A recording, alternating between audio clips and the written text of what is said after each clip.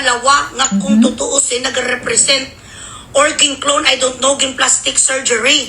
The only way to find it out is if we're going to get the dental record of our president.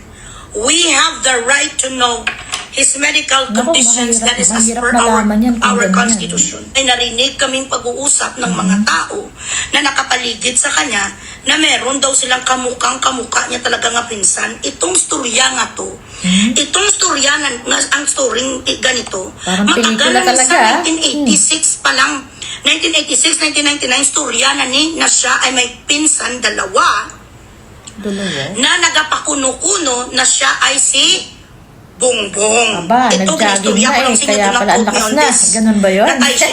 And then here comes the pamangkin, here comes the kaitsura, the I don't know what, which is also possible. Kung pag-uusapan natin fact, okay, that is, facts are always possible. May nag-resign na nga mga nurses, papunta sila Amerika. I am just waiting for their final message and calls. Yesterday, I wasn't able to do live kasi may kausap ako, dalawa ka doktor na taga doon. Sabi nila, Loy, hindi pa kami mapagsalita. Antayin mo. Andito na ang aming kakabalik lang ng passport namin galing sa American Embassy. Paglipad namin sa Amerika, lahat ikakwento namin sa iyo. Ano ba yan? May gantong kwento. Tapos napanood ko rin yung lumang video ng GMA na may sinasabi na may kadouble nga daw yung ama.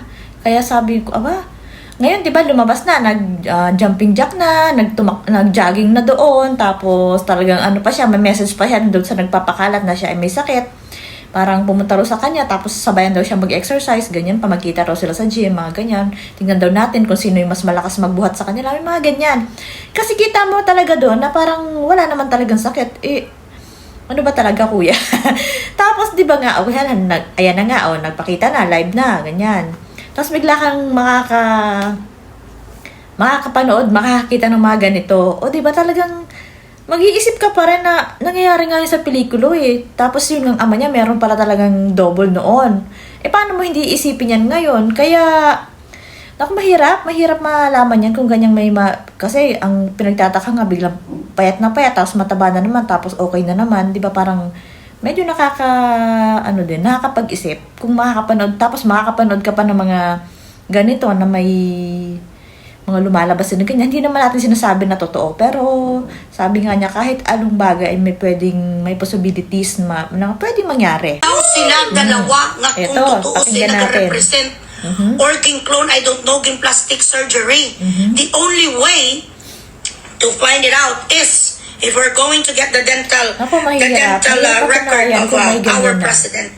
We have the right to know his medical conditions that is as per our constitution. Ngayon, since 2024, Claire Castro Alpot, bigaon, may kirido.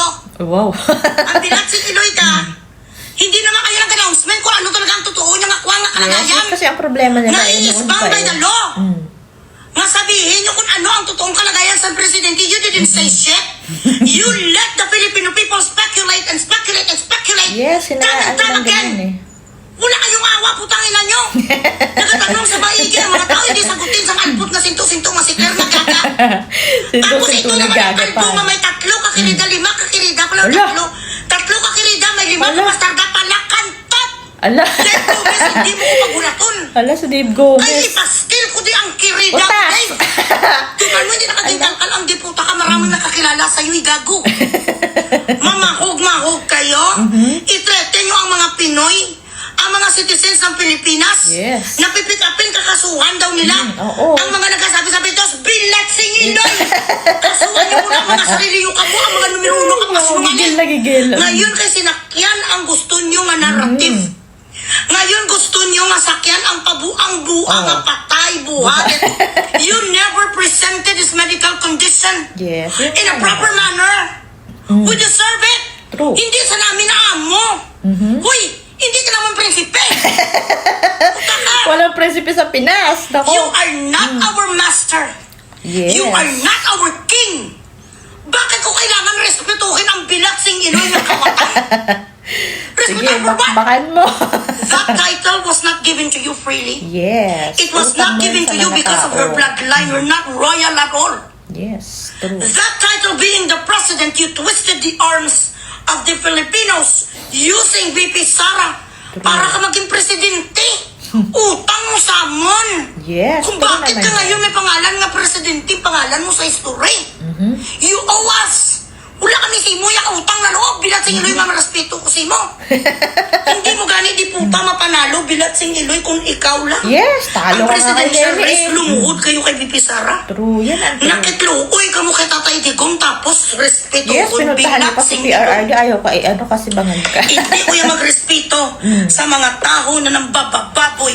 Binababoy ang kapwa Pilipino. Ngayon, it has been on and on and on and on the speculations of the public Yes. na ganito may sakit. Sa okay na ako ngayon, sabi sa sinungaling Casper. Actually, may nag-resign na nga mga nurses, papunta sila Amerika. I am just waiting for their final message and calls. Yesterday, I wasn't able to do live kasi may kausap ako, 2 ka doktor na taga doon. Sabi nila, Loy, hindi pa kami mapagsalita. Antayin mo.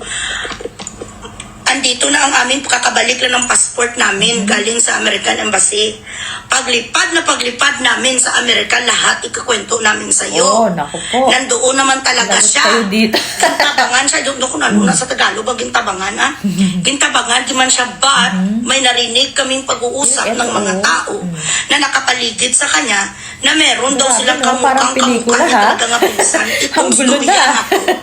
Itong storya na, ang story ganito, matagal na niya sa 1986 pa lang. 1986, 1999, storya na ni na siya ay may pinsan 2 na nagapakuno-kuno na siya ay si Bongbong. Hello. Yun ang story nila. Totoo ba Now, po? Naku po. ang kwento naman, this is another story, ha. I am just telling you what I've heard from the grapevine. Kaya hindi ni siya mabugris-bugris ni Madam Aimee dahil ang totoo daw nga Bongbong was very intelligent. Ang totoo talaga nga Bongbong was very intelligent and was very he was a gentleman, pero may nangyaring something abroad nung sila ay pinalabas hindi pa sa Pilipinas. Nagkaroon ng gulo at ito daw ay nasaksak at matayshi. Ang totoo nga si Bongbong, at ito ginaistorya ko lang sa inyo, do not quote me on this, natayshi na daw siya. And then here comes the pamangkin, here comes the kaitsura, the I don't know what, which is also possible. Yes. Kung pag-uusapan natin fact, okay, that is, facts are always possibilities. Ay, grabe, no? Itong mga sinasabi niya na to na nategi na noong bata pa, noong umalis sila, hindi lang yan ngayon lumabas eh. Matagal na yung lumalabas, napapag-usapan, pero hindi kasi napapatunayan eh.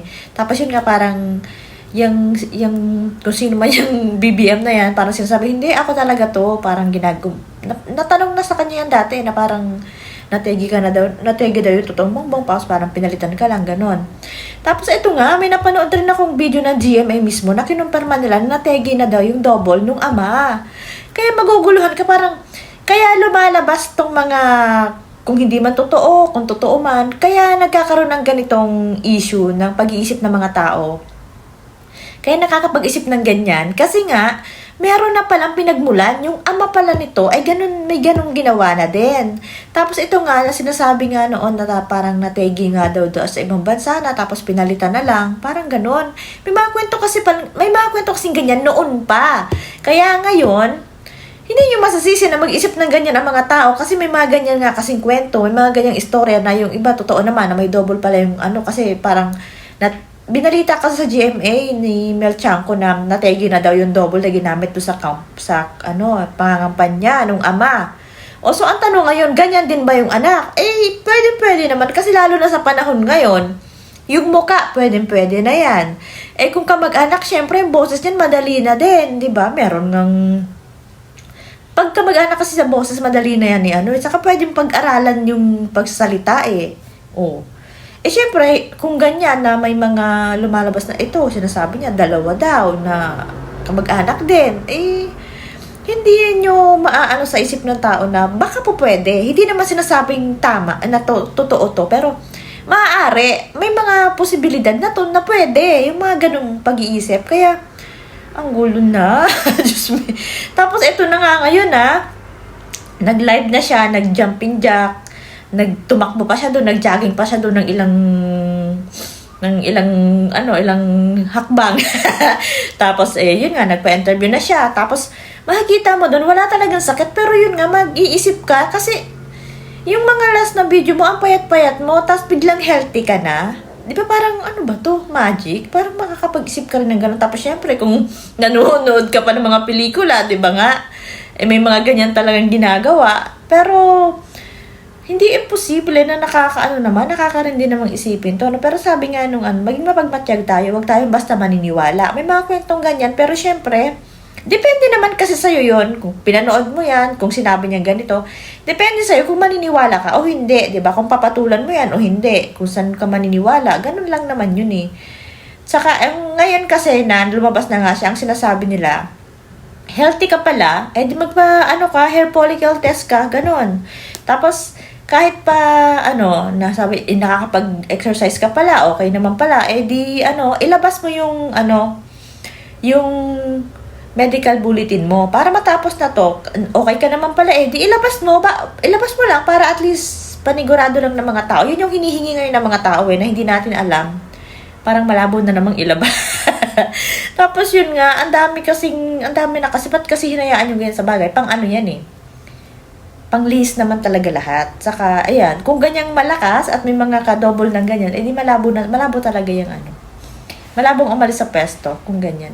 Wala talaga tayong pag-asa na kung may dalawa na palang double, paano pa? Kahit pa mategi yung isa, may isa pa eh. Yun na lang yun na lang yung hinihiling sana ng mga tao para matapos na. Pero sabi nga iba, hindi pa rin yan.